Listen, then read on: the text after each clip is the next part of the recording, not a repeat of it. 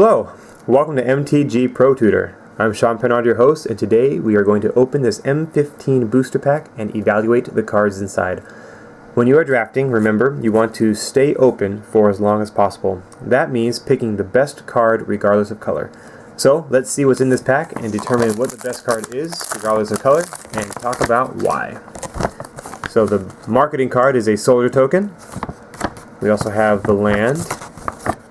And our rare is Sliver Hive Lord. Alright. Well, while this is a mythic, it's not as exciting as it may seem because there are only 6 slivers in this set. 1 for each color, and then this colorless one as well.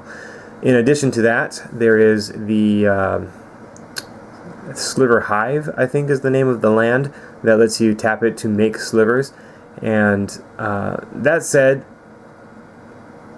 you are not really going to be able to draft an effective sliver deck. So even though this is our pack 1, pick 1, I'm going to pass on Sliver Hive Lord because it doesn't make much sense to go all in on a 5 mana, on a 5 color strategy, so that just because your mana base will be messed up, you're not guaranteed to get the slivers that you need, and it's just going to be rough going. So Sliver Hive Lord is cool for like EDH or some kind of constructed deck, but not in limited. So we'll pass on Sliver Hive Lord. If you got constricting sliver and then you had maybe venomous sliver, then you might want to go and get the sliver land if that popped up. But I'm not going to first pick Sliver Hive Lord and put all my eggs in one sliver basket. Alright, so Pegasus, excuse me. Sun Grace Pegasus, a 1/2 flying lifelink for 2 mana. That's good. I like it. Better than Sliver Hive Lord so far. This guy is my first pick. Peel from Reality, also good. You can set up some nice combat tricks with Peel from Reality. Block a creature. Use Peel from Reality to bring that creature back to your hand before he dies and return another creature to your opponent's hand, therefore effectively blocking 2 of your opponent's creatures. Between Sungrace Pegasus and Peel from Reality, I'm not sure which one I would take. Probably Sungrace Pegasus because I like getting creatures earlier on rather than picking spells, unless it's like a direct damage spell. Shaman of Spring, pretty powerful, a 2/2 for 4 mana, and it draws a card when it enters the battlefield. So I like that as well. Taking this over Sungrace Pegasus, I don't know. Child of Night, also perfectly relevant 2-drop for black, I believe. Gives you, it's a 2/1 lifelink, so you gain 2 life every time it deals damage. So that's nice. Mind Sculpt. Okay, so here's the thing. If you want to go Mind Sculpt, you have to go all in.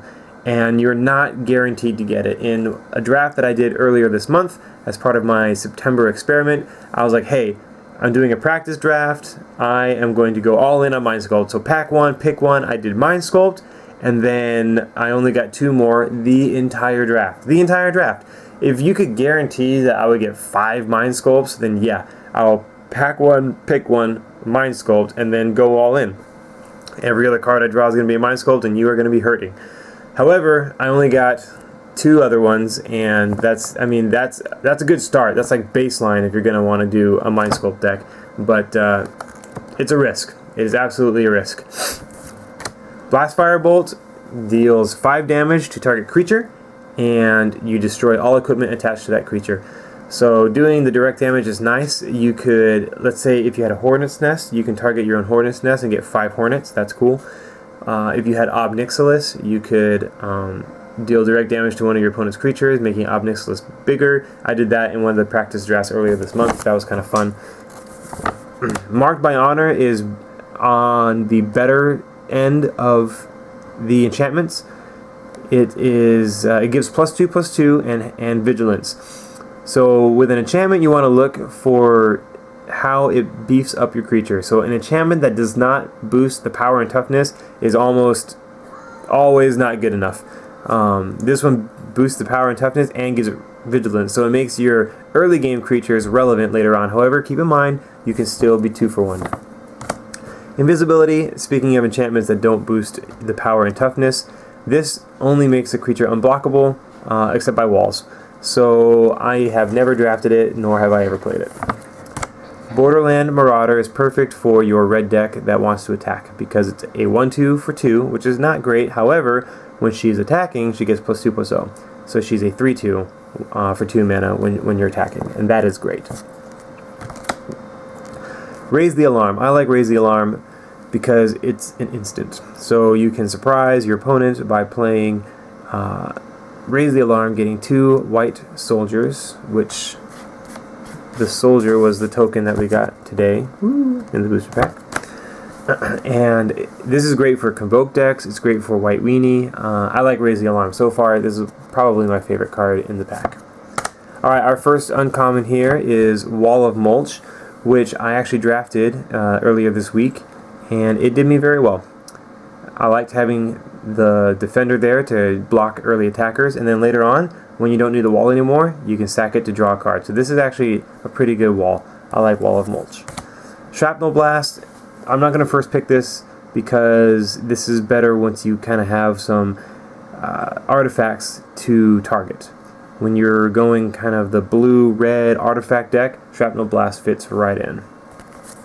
And finally, Paragon of New Dawns gives all other white creatures +1/+1, and for a white, you can tap her to give a white creature vigilance.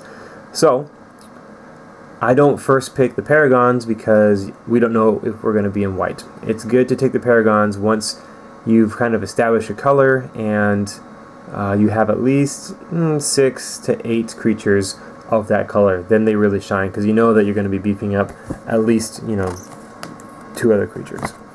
So that said, I think I'm going to take Wall of Mulch or Raise the Alarm. The Shaman of Spring is actually pretty good too. So the best cards in this pack: Shaman of Spring, Raise the Alarm, Wall of Mulch. Let's see. So if we take green and pass the white, then we're passing some pretty good white cards. Raise the Alarm, Sungrace Pegasus, Marked by Honor, Paragon of New Dawns. We should really not expect to be in white if we don't take a white card the first pick. Green, there's only the Shaman of Spring left. So, we could go in on green and the people downstream from us will never really see anything good in green. So that's something that you have to think about, is what am I passing and what signal does that send? So those are some considerations.